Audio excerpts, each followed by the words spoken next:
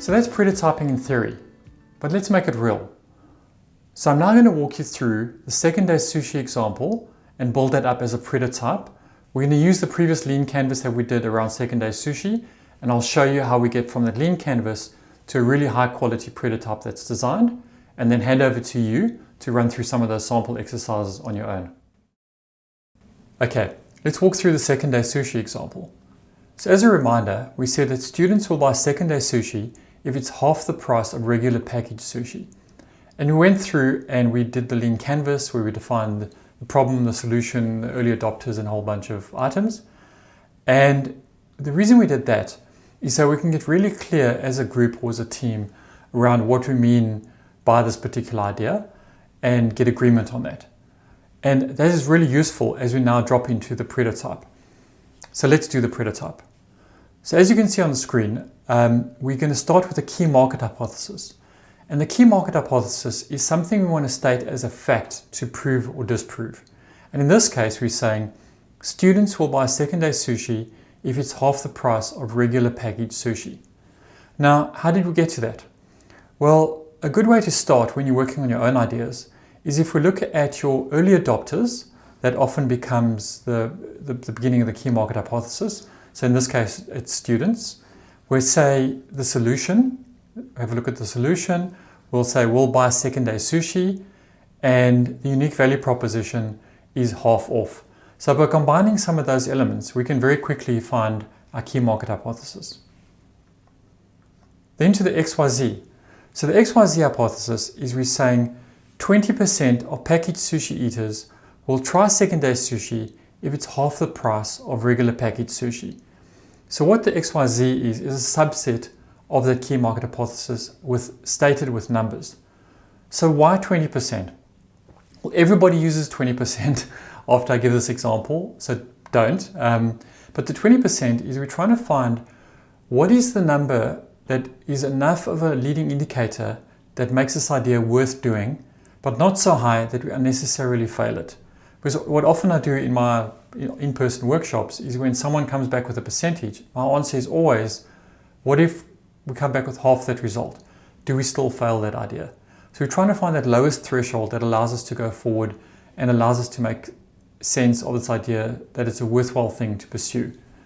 And some ways to get to that number, it sounds very difficult. So how do you know why 20%?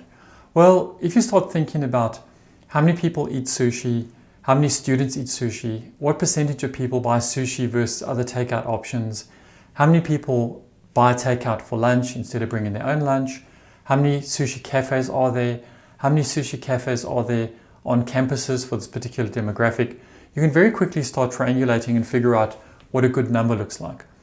If you don't have a specific number for your own idea, you can always look at adjacent markets or adjacent market research where there's other similar kind of products or services out there that can very quickly lead you down the path of understanding what good looks like. And we'll talk through this a bit more when we get to some of the other sample exercises and I do a review of that. And once again, when we get to your specific one, if you get stuck, you can reach out to me in the channel. So that is how we get to the XYZ hypothesis. We always capture our assumptions here because you might come back to this in a month's time or a week's time and forget why you got to that 20%.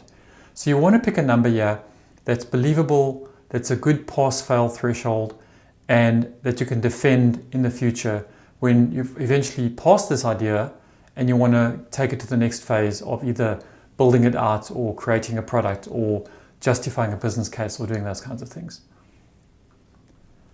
The next important step here is once you've got that number, is you want to go and design the experiment or the prototype. And in this case, we've taken the go, no-go number, the 20%, and we've captured this at the experiment level. And at this point, this is where we define the hypozoom. So the hypozoom in this case is dropping down into a little bit more detail. So how do we test this tomorrow morning? So we're saying 20% of students buying packaged sushi at Cooper Cafe today, so at a specific location, at lunch, a specific time, will choose second day sushi, so a specific action, if it's half the price of the regular packaged sushi, which is a specific incentive, like why would they do this? So that's the hypozoom. That's a good one because to test the hypozoom, zoom out and go, can we test this tomorrow? Like, is it absolutely testable and specific? In this case, yes, it is. And then we're going to describe, like, what does this prototype look like? So the way we're going to run this prototype is we're going to, if you choose from here, you can see here's all the prototyping methods.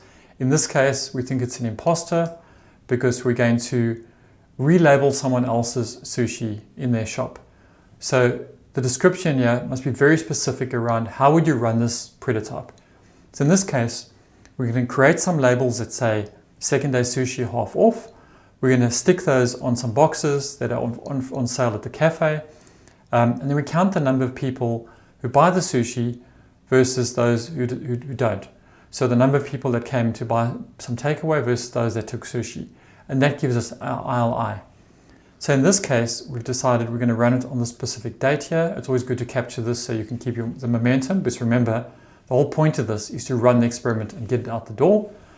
Our budget here is the experiment budget, $10 for some labels.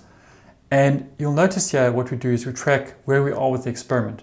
Because when you're doing lots and lots of ideas, for example, in a company setting, all of these will be out of sync. So you want to understand which ones you've designed, which is what we've just done now, which ones are ready and you've actually gone and bought the labels, and then which ones are live and running. And then once they're out there, you let those experiments run. And when they're complete, come back in here and you go, great. In this scenario, we were lucky. There were 102 people that went in and viewed the proposition. In other words, went to go and look at the potential takeaway options. And there were 24 people that took action.